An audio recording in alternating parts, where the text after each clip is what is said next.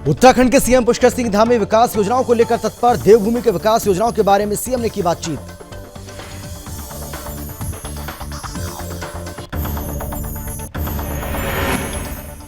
उत्तराखंड के सीएम पुष्कर सिंह धामी ने प्रदेश में हो रही बारिश से उत्पन्न स्थिति का अधिकारियों के साथ की समीक्षा बैठक। मुख्यमंत्री ने अधिकारियों को सतर्क रहने के दिए निर्देश। सीएम धामी ने सचिवालय में की समीक्षा। कई विभाग के अधिकारी हुए शामिल। उत्तराखंड के विकास को लेकर की गई चर्चा।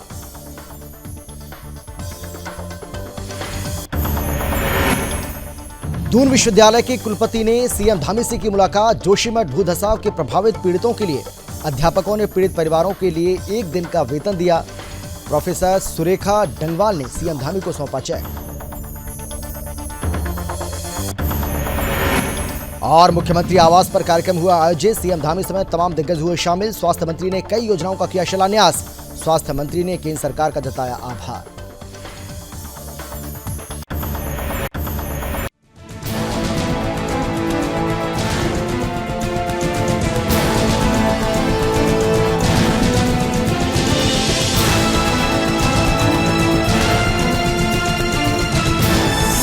आप देख रहे हैं सुदर्शन न्यूज।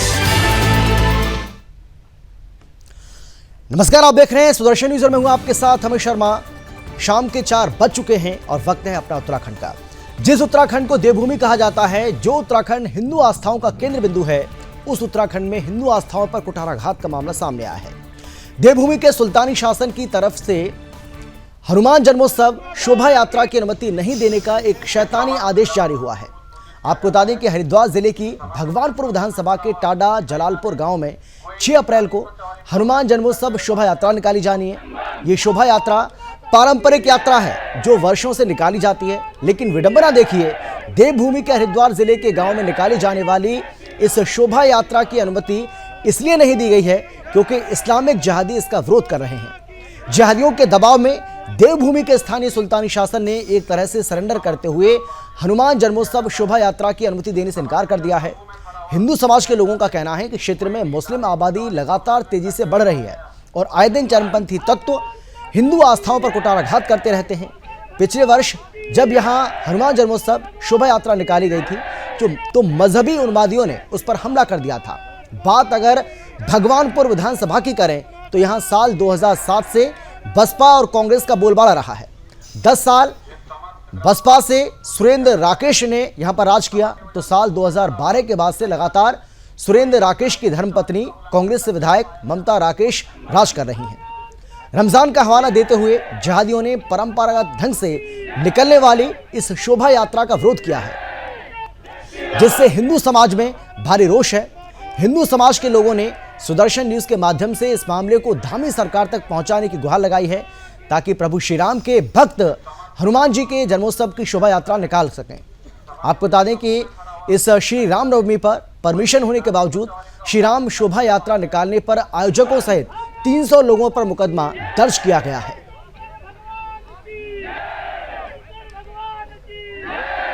भाजपा के मंडल अध्यक्ष जो कि भगवानपुर विधानसभा से आते हैं, जहां का ये मसला है, वो हमारे साथ मौजूद हैं। हम बात करेंगे योगेंद्र जी से। योगेंद्र जी, शोभा यात्रा को लेकर जिस तरह का तनाव है और जिहादियों ने जो है खुला चैलेंज किया है कि यात्रा नहीं निकलेगी और प्रशासन भी उनका साथ दे रहा है, तो सूबे में भाजपा की सरकार है, आपको क्या लगता है? देखिए, हमारा प्रयास पर्याप्त है और सरकार भी सही तरीके से काम कर रही है, लेकिन जो हमारे इष्ट हनुमान जी हैं, उनकी शोभा यात्रा जन्मोत्सव का जो अपना कार्यक्रम है वो होना चाहिए, क्योंकि गत वर्षों से वो वहाँ पर अपने क्षेत्र में होता आ रहा है। फिर हनुमान जन्मोत्सव की शोभा यात्रा आ रही है और जो परंपरागत तरीके से चलती हुई आ रही है कई वर्षों से, इस बार इसको पूर्ण तरीके से रोकने का प्रयास किया जा रहा है। ये बड़ा दुर्भाग्य है कि जिसको हम देवभूमि कहते आए हैं और जहाँ सनातन हिंदू संस्कृति की आत्मा जहाँ वास करती है,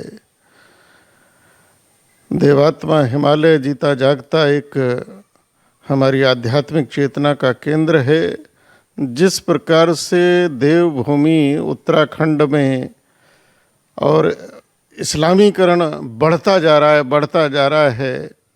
बहुत बार इस पर आवाज़ उठाई है, लेकिन चाहे वो प्रशासन हो, प्रशासन केवल एक ही उनकी ट्रेनिंग है। कोई भी समस्या हो उसके समाधान की बात प्रशासन कभी सोचता नहीं है। प्रशासन रफा दफा करना चाहता है, और उत्तराखंड का प्रशासन जिस प्रकार का है, मैं तो उसको नपुंसक कहता हूँ। उत्तराखंड के पुलिस प्रशासन में कोई दम नहीं है।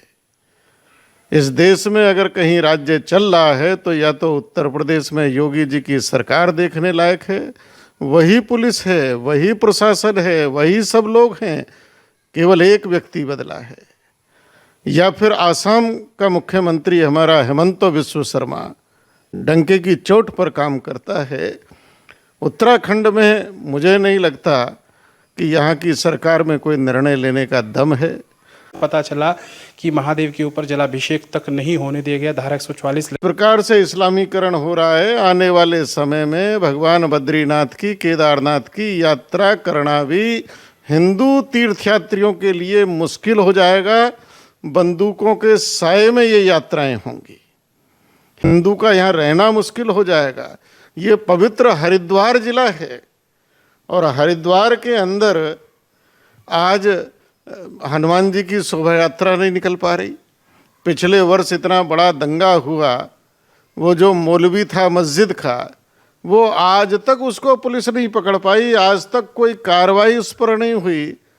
केवल हिंदुओं पर, हिंदू सीधी सादी गाय हैं, पुलिस प्रशासन का डंडा भी उन्हीं पर चल जाता है। तो अब इस प्रदेश को देवभूमि कहना उचित नहीं है, क्योंकि यहाँ इस पूरी की पूरी भूमि का इस्लामीकरण हो रहा है। अब ये थोड़े दिन बाद में कहीं ना कहीं इस्लामिक प्रदेश हो जाएगा, जिस प्रकार से यहाँ इस्लामीकरण। तो साधु संत इस फैसले को लेकर बहुत ज्यादा नाराज नजर आ रहे हैं, और सुना आपने किस तरीके से अपना आक्रोश यहां पर जाहिर कर रहे हैं। इसके साथ ही जो लोग हैं स्थानीय, वो भी बहुत ज़्यादा इस बात को लेकर हैरत में हैं, बहुत ज़्यादा हैरान हैं, परेशान हैं। और उनका ये कहना है कि जिस तरीके से प्रशासन की ओर से, पुलिस की ओर से ये फैसला लिया गया है, ये फैसला किसी भी सूरत में उन्हें मंजूर नहीं है। 6 अप्रैल को आपको बता दें कि हनुमान जयंती है, और हनुमान जयंती के मौके पर ये लोग शोभा यात्रा निकालना चाहते हैं। बाकायदा ये परमिशन चाहते हैं शासन प्रशासन से। उनकी ये गुहार है, वो ये कह रहे हैं कि हम परमिशन लेकर ही इस शोभा यात्रा का आयोजन करना चाहते हैं, लेकिन परमिशन नहीं दी जा रही है, अनुमति नहीं दी जा रही है, और हवाला ये दिया जा रहा है कि हालात बिगड़ सकते हैं, कानून व्यवस्था की स्थिति बिगड़ सकती है, और इसीलिए ये परमिशन नहीं दी जा रही है। ऐसे में बड़ा सवाल यह है कि अगर हिंदुस्तान के अंदर शोभा यात्रा नहीं निकाली जा सकती है हनुमान जयंती के मौके पर, अगर हिंदुस्तान के अंदर रामनवमी के मौके पर शोभा यात्रा नहीं निकाली जा सकती है, तो कहाँ निकालें, वो भी देवभूमि। उत्तराखंड को देवभूमि कहा जाता है। अब देवभूमि में भी ऐसे हालात पैदा हो रहे हैं, जो कि कई सारे प्रश्न सरकार के ऊपर, शासन प्रशासन के ऊपर, पुलिस के ऊपर खड़ा करते हैं कि आखिर लॉ एंड ऑर्डर की स्थिति को संभालने की जिम्मेदारी आखिर किसकी है? पुलिस की है। तो पुलिस लोगों को सुरक्षा क्यों नहीं दे पा रही है? यह भी अपने आप में एक बड़ा और गंभीर सवाल है। सवाल यह है कि आखिर हिंदू अपने त्योहारों को मनाने से वंचित क्यों रहे?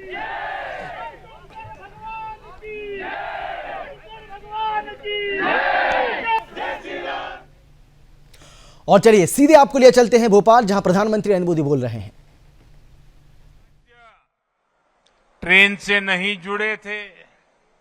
साल 2014 में जब आपने मुझे सेवा का अवसर दिया, तो मैंने तय किया कि अब ऐसा नहीं होगा।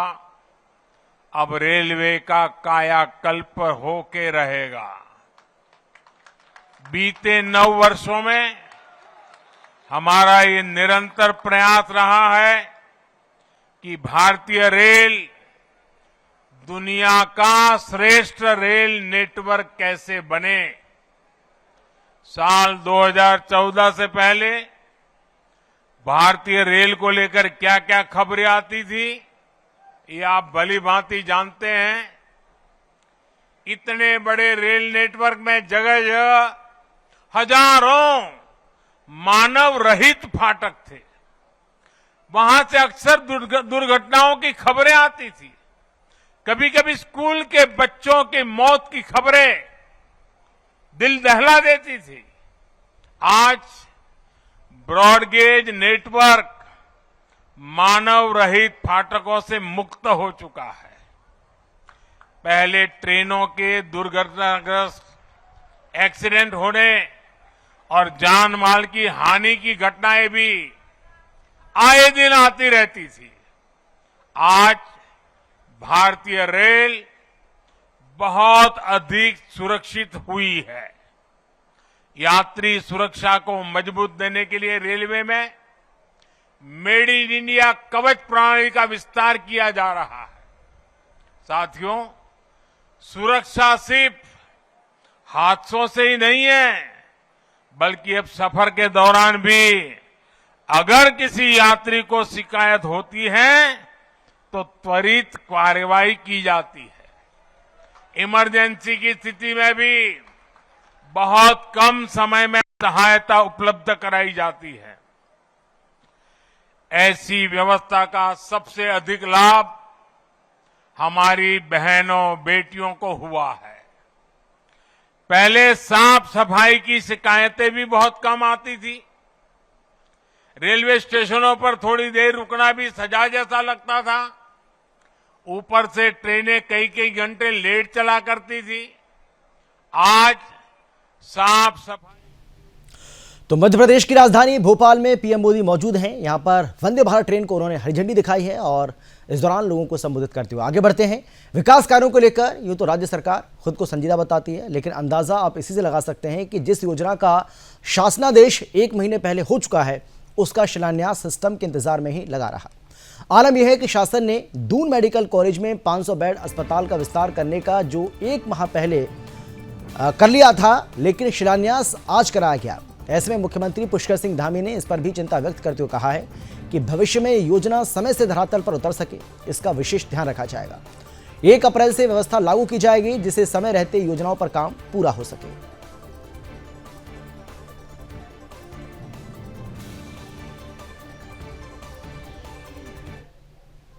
ये हमारा प्रयास रहेगा भविष्य में कि सभी योजनाएं समयबद्ध तरीके से और जो समय सीमा है उस समय सीमा पर उसका शिलान्यास भी हो और शिलान्यास के साथ साथ उसका लोकार्पण भी हो। उत्तराखंड के सीएम पुष्कर सिंह धामी ने देर शाम सचिवालय स्थित आपदा प्रबंधन केंद्र पहुंचे, जहां मुख्यमंत्री ने प्रदेश में हो रही वर्षा से उत्पन्न स्थिति का अधिकारियों के साथ आकलन किया। इस दौरान मुख्यमंत्री ने अधिकारियों को सतर्क रहने के निर्देश देने के साथ ही सचिव आपदा प्रबंधन को सभी जिलाधिकारियों से समन्वय बनाने को कहा। साथ ही सीएम धामी ने कहा कि जिलाधिकारियों को उनकी जरूरत के आधार पर सहायता उपलब्ध कराई जाए। जनपदों में सड़कों की आवश्यक मरम्मत में भी तेजी लाई जाए। साथ ही उन्होंने कहा कि चारधाम यात्रा के दृष्टिगत सभी व्यवस्थाएं समय पर सुनिश्चित किए जाने के निर्देश भी मुख्यमंत्री ने अधिकारियों को दिए हैं। मुख्यमंत्री ने कहा कि आगामी चारधाम यात्रा में श्रद्धालुओं को स्वास्थ्य संबंधी किसी भी प्रकार की कठिनाई ना हो, इसके लिए आवश्यक व्यवस्थाएं समय पर ही की जानी चाहिए। इस संबंध में उन्होंने स्वयं भी केंद्रीय स्वास्थ्य मंत्री से बातचीत की है।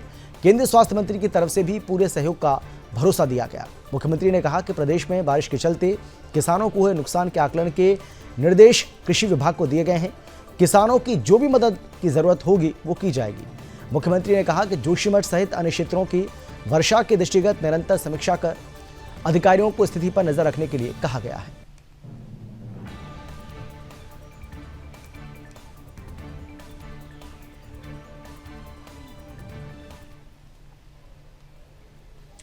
उत्तराखंड के सीएम पुष्कर सिंह धामी सचिवालय में सशक्त उत्तराखंड एट 25 के लिए विभिन्न विभागों के साथ लगातार समीक्षा बैठक कर रहे हैं और इसी कड़ी में सीएम धामी ने सचिवालय में विभिन्न विभागों के साथ बैठक की है। इस दौरान उत्तराखंड के विकास से संबंधित विषयों को लेकर चर्चा की गई। मुख्यमंत्री पुष्कर सिंह धामी ने राज्य के समग्र विकास के लिए आगे की रणनीति के लिए अधिकारियों को निर्देश भी दिए हैं।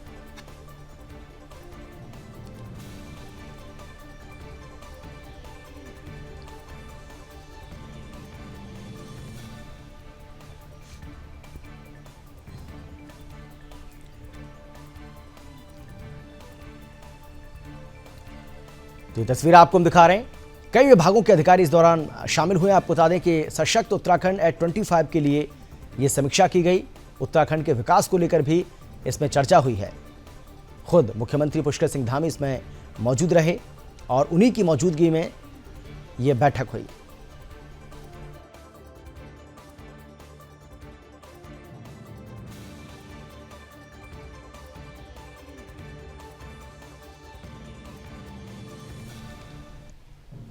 उत्तराखंड के सीएम पुष्कर सिंह धामी से शुक्रवार को मुख्यमंत्री आवास स्थित कैंप कार्यालय में कुलपति दून विश्वविद्यालय प्रोफेसर सुरेखा डंगवाल ने मुलाकात की। इस दौरान उन्होंने मुख्यमंत्री को जोशीमठ भूदसाव के प्रभावित पीड़ितों की मदद के लिए विश्वविद्यालय के अध्यापकों और कार्मिकों द्वारा दिए गए अपने एक दिन के वेतन की कुल रुपये 1,91,350 की धनराशि का चेक सौंपा। इस बीच सीएम धामी और दून विश्वविद्यालय प्रोफेसर सुरेखा डंगवाल ने कई मुद्दों को लेकर बातचीत भी की।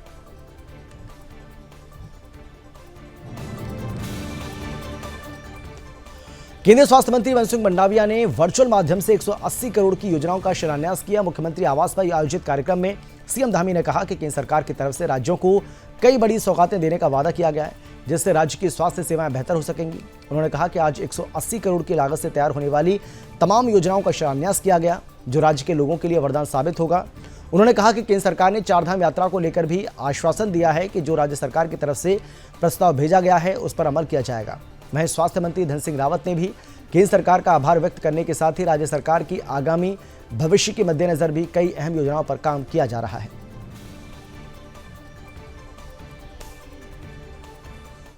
मैं धन्यवाद करना चाहता हूं आदरणीय प्रधानमंत्री नरेंद्र मोदी जी का, आदरणीय स्वास्थ्य मंत्री मनसुख भाई मांडविया जी का, कि उन्होंने लगातार जहां कोरोना महामारी के समय में हमारे प्रदेश के अंदर वैक्सीनेशन से लेकर तमाम स्वास्थ्य सुविधाओं का, ऑक्सीजन प्लांटों के निर्माण से लेकर तमाम अवस्थापना सुविधाओं का उन्होंने लगातार हमारे प्रदेश की चिंता करी और अच्छा इस्टेब्लिशमेंट हमारा हर क्षेत्र में हुआ। वहीं चारधाम यात्रा के लिए भी उन्होंने हमको आश्वस्त किया है कि चारधाम यात्रा में स्वास्थ्य पर होने वाली जो सुविधाएं हैं वो केंद्र के स्तर पर और स्वास्थ्य विभाग के स्तर पर लगातार उनको प्रदान करेंगे। देखिए, सबसे पहले तो मैं केंद्रीय स्वास्थ्य मंत्री जी का आभार व्यक्त करना चाहता हूं कि आज 182 करोड़ रुपए की योजनाओं का विधिवत भूमि पूजन हो गया है। अपने मुख्यमंत्री जी का भी मैं धन्यवाद देना चाहता हूं कि स्वास्थ्य के क्षेत्र में इस बार बजट में काफ़ी पैसा हमको मिला है। इस बार 2 बड़े काम हमारे राज्य में होने जा रहे हैं। पहला तो यह है कि गर्भवती महिलाओं को घर से हॉस्पिटल लाना और हॉस्पिटल से घर तक छोड़ना, ये पहले योजना थी। अब हम इसमें और चीज़ ऐड कर रहे हैं कि जितनी गर्भवती महिलाएं हैं उनके प्रसव होने से पूर्व 1 हफ्ता पहले हम उनको हॉस्पिटल में लेके आ जाएंगे या होटल में लेके आ जाएंगे या कोई भी उचित स्थान हो, ताकि समय पे उनका जो है पूरा परीक्षण भी हो जाए और गांव में कोई दिक्कत ना आए। मसूरी में भारी बारिश के बाद मसूरी लाइब्रेरी वाल्मीकि मंदिर के पास हुए भूस्खलन से नुकसान का निरीक्षण करने अधिकारियों के साथ कैबिनेट मंत्री गणेश जोशी मसूरी पहुंचे। इस मौके पर उन्होंने पीड़ित लोगों से बातचीत भी की, उनको जल्द उचित मुआवजा देने की बात कही। उन्होंने भूस्खलन के बाद होटल के पुश्ते गिरने से हुए नुकसान हुई गाड़ियों की भरपाई करने के भी निर्देश जारी किए हैं। कैबिनेट मंत्री गणेश जोशी ने अधिकारियों के साथ मसूरी माल रोड का निरीक्षण किया और काम में हो रही देरी को लेकर नाराजगी व्यक्त की। इस मौके पर उन्होंने लोक निर्माण विभाग के अधिकारियों को जमकर फटकार लगाई और दिन रात काम करने के निर्देश भी दिए। कैबिनेट मंत्री गणेश जोशी ने लोक निर्माण विभाग के अधिकारियों को माल रोड में हो रहे काम को लेकर मजदूरों की संख्या बढ़ाने के निर्देश भी दिए। गणेश जोशी ने लोक निर्माण विभाग के अधिकारियों को 15 अप्रैल से पहले माल रोड के काम को पूरा करने का आदेश जारी किया।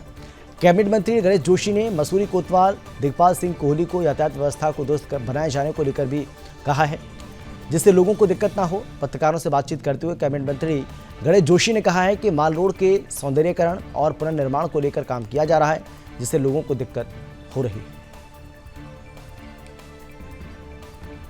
मिली आज मैं यहाँ पर पहुँचा हूँ क्योंकि वो एक प्राइवेट होटल की उस्ता था, जिसकी वजह से 3 गाड़ियाँ पूरी तरह से क्षतिग्रस्त हो गई हैं, 2 गाड़ियाँ आंशिक रूप से क्षतिग्रस्त हुई हैं। हमने होटल के ऑनर से बात की है और उनसे जो भी मुआवजा होगा इन प्रभावित लोगों को दिलवाया जाएगा।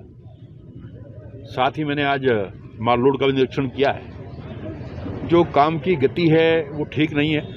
मैंने एससी और एक्सचेंज दोनों से कहा है कि आप डे नाइट कायम कराएं, लेबर बढ़ाएं और काम में तेजी लाएं, क्योंकि उन्होंने मुझे जब पहले मैंने बैठक देहरादून में बुलाई थी 31 तारीख का मुझे प्रॉमिस किया था, और इनका ये कहना है कि साहब बीच में बारिश आ गई, 5-6 दिन उससे डिले हो गए, तो किसी भी सूरत में 15 तारीख से पहले काम पूरा करने की निश्चित मैंने इनको किया है और मुझे पूरा भरोसा है कि ये लगकर इस काम को पूरा करें। रुद्रपुर में ऊधम सिंह नगर में उस समय हड़कंप मच गया जब थाना ट्रांजिट कैंप क्षेत्र के शिवनगर में एक व्यक्ति का शत विशत अवस्था में शव मिला, जिसके बाद पूरे इलाके में सनसनी फैल गई। स्थानीय लोगों ने पुलिस को इस बात की सूचना दी। मौके पर पहुंची पुलिस ने मामले को दर्ज कर शव को पोस्टमार्टम के लिए भेज दिया है। वहीं पुलिस की तरफ से हत्या का शक भी जताया जा रहा है। फिलहाल मामले में आगे की जांच जारी है। ठाकुर नगर के पास एक नाला बहता है, उस नाले में एक डेड बॉडी प्राप्त हुई है। आसपास के लोगों ने बताया कि एक डेड बॉडी प्राप्त हुई है, जो अज्ञात सब है उसके शिनाख्त के प्रयास किए गए, तो अभी तक प्रयास कोई उसकी सबको पहचान नहीं पाया है, क्योंकि 8-10 पुरानी है तो काफ़ी गल गई है। उसको बाद पोस्ट पंचायतनामा करके पोस्टमार्टम के लिए भेजा जा रहा है और आसपास के लोगों से शिनाख्त के प्रयास किए जा रहे हैं। उत्तराखंड के मसूरी में उस समय हड़कंप मच गया जब मसूरी लाइब्रेरी वाल्मीकि मंदिर के पास एक निजी होटल का पुश्ता गिरने से बड़ा हादसा हो गया। आपको बता दें कि पुश्ता के मलबे की चपेट में 5 कार भी आ गई, जो पूरी तरह से क्षतिग्रस्त हो गई। सड़क पर आए मलबे से सड़क के दोनों ओर वाहनों का लंबा जाम लग गया, जिससे लोगों को भारी परेशानी का सामना भी करना पड़ा। घटना की सूचना मिलते ही मसूरी पुलिस, मसूरी प्रशासन और फायर सर्विस के जवान मौके पर पहुंच गए। सड़क पर आए मलबे को हटाकर यातायात को सुचारू किया गया। वहीं कारों से मलबे को हटाने का काम किया जा रहा है, जिससे कि किसी व्यक्ति के मलबे में ना होने की संभावना को दूर किया जा सके। स्थानीय लोगों ने बताया है कि बारिश के समय अचानक से निजी होटल का पुश्ते का बड़ा भाग गिर गया, जिसकी चपेट में कई कारें आ गईं। गनीमत यह रही कि कोई व्यक्ति उस मलबे की चपेट में नहीं आया। उन्होंने बताया कि मलबे में कारें दबी हुई हैं, ऐसे में उसमें कोई व्यक्ति ना हो, इसको लेकर मलबे को हटाने का काम किया जा रहा है। फिलहाल मामले में आगे की कार्रवाई चल रही है। उत्तराखंड के रामनगर में हुई तेज बारिश के बाद जहां एक और आम जनजीवन पूरी तरह से ठप पड़ा हुआ है, तो दूसरी तरफ बरसाती नाले भी उफान पर आने के चलते लोगों को काफ़ी परेशानी का सामना करना पड़ रहा है। बारिश आंधी से खेतों में खड़ी गेहूं की फसल भी बर्बाद हो चुकी है। इसके साथ ही बगीचों में खड़े आम और लीची की फसल को भी भारी नुकसान पहुंचा है। जहां एक ओर बारिश के बाद कुछ दिन से हो रही गर्मी से लोगों ने निजात पाई, तो वहीं किसानों और बगीचों के ठेकेदारों के चेहरे पर मायूसी छाई हुई है। बारिश के बाद हल्द्वानी मार्ग और पर्वतीय क्षेत्रों में स्थित बरसाती नाले भी उफान पर आने के बाद पैदल गुजरने वाले लोगों को परेशानी का सामना करना पड़ा। तो वहीं इन बरसाती नालों में पानी का तेज बहाव होने के चलते कई वाहन भी फंस गए, जिससे लोगों को परेशानी का सामना करना पड़ा। है ये नुकसान तो बहुत ही हुआ है। ये क्या कहते हैं, दाना सब नीचे गिर गया है, दाना भी गिरा हुआ है। फिर जो भी है मतलब फसल में नुकसान है ही, सभी में है नुकसान, मतलब बहुत नुकसान है। अच्छा, ओले से नुकसान हो गया बहुत ज़्यादा? हाँ, नुकसान तो है ही, नुकसान तो बहुत ही हुआ है। ये क्या कहते हैं, दाना सब नीचे गिर गया है, दाना भी गिरा हुआ है। फिर जो भी है, अंदर से बैठे थे बारिश में ऑफिस के अंदर। हाँ। पहले एक बिजली की आवाज़ आई, फिर हम बिजली में वो बोर्ड मंगाई, हमने कोई ट्रांसफार्मर किया कोई। हाँ। फिर हम जब ये आवाज़ आई ऊपर से, हाँ, तब हम बाहर आए तो देखो तो ये गाड़ियाँ जो है कभी पड़ी, तीनों गाड़ी। हाँ। अभी भी इनके ऊपर कोई बुलेट नहीं है, अभी कोई गाड़ी और भी हो सकती है इनके अंदर भी एक गाड़ी और हो सकती है, गाड़ी हो सकती है। होने की आशंका जता रहे क्या? हाँ जी, हाँ जी, हाँ जी, व्यक्ति का कोई पैदल मार्ग वाला होगा, कोई स्कूटर वाला होगा, बाइक वाला होगा, कोई ऊपर पार्किंग है, पार्किंग की गाड़ी भी आते जाती रहती है ऊपर से, वो भी हो सकती है।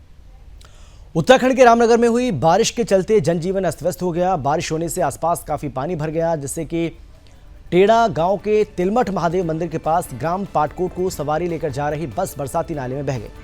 आपको बता दें कि बस में काफी यात्री सवार थे, जिसके बाद से बस मौके पर मौजूद लोगों ने प्रशासन की टीम को सूचना दी। मौके पर पहुंची प्रशासन ने रेस्क्यू कर यात्रियों को सुरक्षित बस से बाहर निकाला, साथ ही बस को पानी से बाहर निकाला। फिलहाल मामले में आगे की कार्रवाई चल रही है।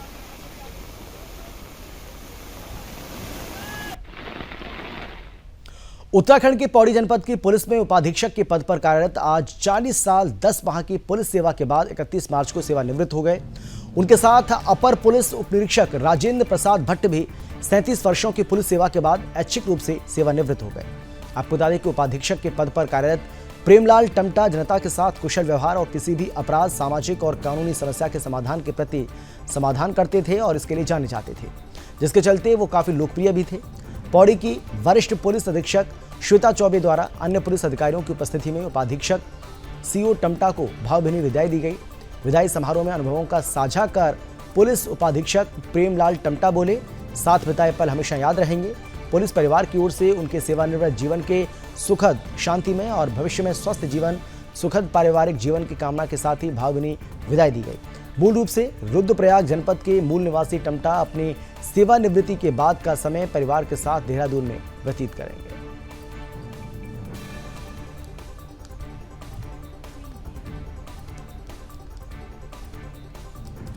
उत्तराखंड के सितारगंज के खटीमा क्षेत्र में किसानों में भारी आक्रोश देखा जा रहा है। आपको बता दें कि गन्ना खरीद के लिए समय पर पर्ची न मिलने और गन्ने का उठान न होने से खटीमा के किसान परेशान हैं। उन्होंने मिल पहुंचकर प्रबंधन के अधिकारियों के समक्ष नाराजगी जाहिर की। इस दौरान किसानों की मिल अधिकारियों से नोकझोंक भी हुई है। किसानों ने मिल पहुंचे किसान आयोग के उपाध्यक्ष के समक्ष समस्याएं रख उनके निस्तारण की भी मांग की। किसानों ने चेतावनी दी कि अगर चीनी मिल को पीपीपी मोड पर दिया गया तो किसान मिल को गन्ने की सप्लाई बंद कर देंगे। वहीं गन्ना किसानों के आक्रोश के बाद चीनी मिल को 4 अप्रैल तक चलाने का निर्णय लिया है।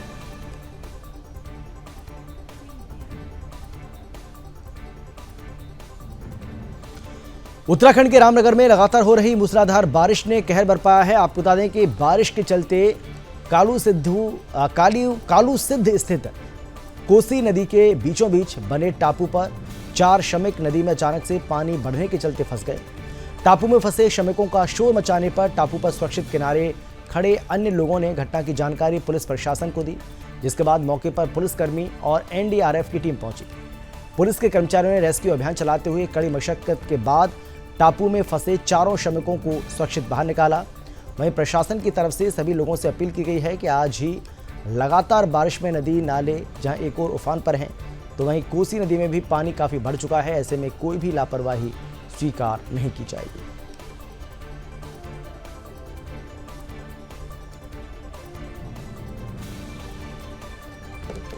और इसी के साथ इस बुलेटिन में फिलहाल इतना ही, लेकिन देश और दुनिया की बाकी खबरों के लिए आप देखते रहिए सुदर्शन न्यूज। जल्द लौटेंगे।